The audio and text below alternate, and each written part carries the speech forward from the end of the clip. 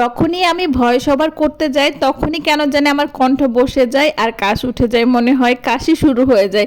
Hello everyone, আসসালামু আলাইকুম, welcome to my new blog. যারা যারা আমার পেজটিকে এখনও ফলো করেননি অবশ্যই ফলো করে দিবেন।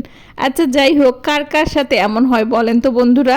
আমি তো ভয়েস ওভার করতে গেলেই মনে হচ্ছে কণ্ঠ একদম বসে যাচ্ছে, কাশি আসছে, গলা শুকিয়ে যাচ্ছে, দুনিয়ার প্রবলেম শুরু হয়ে যায়। আচ্ছা যাই হোক, পুঁই শাকের এত দাম কেন? ঈদের সময় আসলে কি সবাইকে সারা বছরের মতো ইনকাম করে নিতে হবে? সাধারণ মানুষ কি খাওয়া দাওয়া করবে না?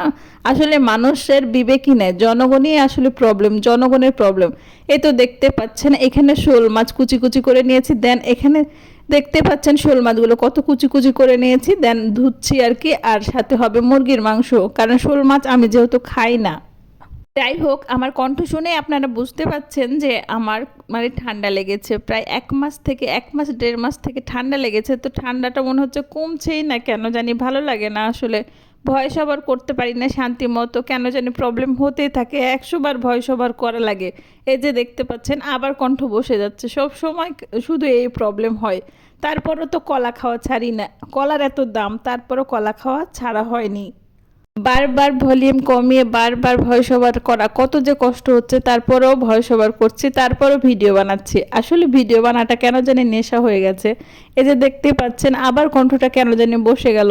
এত ঠান্ডা লাগে কেন? ঠান্ডা মনে হচ্ছে ছাড়ছেই না, জ্বর ছাড়ছে না, ঠান্ডা ছাড়ছে না, কেন জানি এবার আমি বেশি অসুস্থ। যত সুস্থ চাই আল্লাহর কাছে মনে হচ্ছে তত অসুস্থ হয়ে পড়ি। জানি না কেন, এবার ঈদটা কেমন কাটবে আল্লাহ জানে, ভালো লাগছে না কিছুই।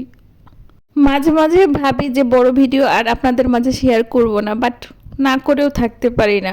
আচ্ছা যাই হোক, রান্নাবান্না করে নিই, কারণ রান্নাবান্না তো আমাদেরকে করতেই হবে। তো এখানে তো শোল মাছ ভুনা হচ্ছে। এগুলো কিন্তু সব প্রকারের মানে মশলা দিয়ে আর কি, মাংসে যেরকম মশলা দেওয়া হয় না, এরকম করে শোল মাছ ভুনা হচ্ছে। তারপর তো যেহেতু পুঁই শাক কিনে নিয়ে আসছি, এজন্য এখন কুচি কুচি করে কাটবো। পুঁই শাক শুধুমাত্র শাক ভর্তা, আসলে প্রতিদিন একটা শাক ভর্তার রেসিপি থাকাই লাগবে। কারণ মানে শাক ভাজি না হলে ভালো লাগে না আসলে। প্লেটে শাক ভাজি দেন, একটা মাংস বা মাছ একটা দুইটা থাকলেই ভালো লাগে খেতে, না হলে সব কিছু মাছ মাংসও শুধু ভালো লাগে না, শাক ভাজিও শুধু ভালো লাগে না। আর কি বলবো, ভালো লাগে না।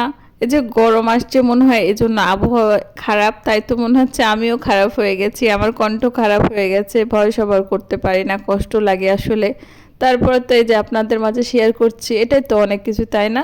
আর আপনারা কেমন আছেন অবশ্যই কমেন্ট বক্সে জানিয়ে দিবেন। আর আবারও বলছি, আমার পেজটিকে যারা যারা ফলো করেনি অবশ্যই ফলো করে দিবেন।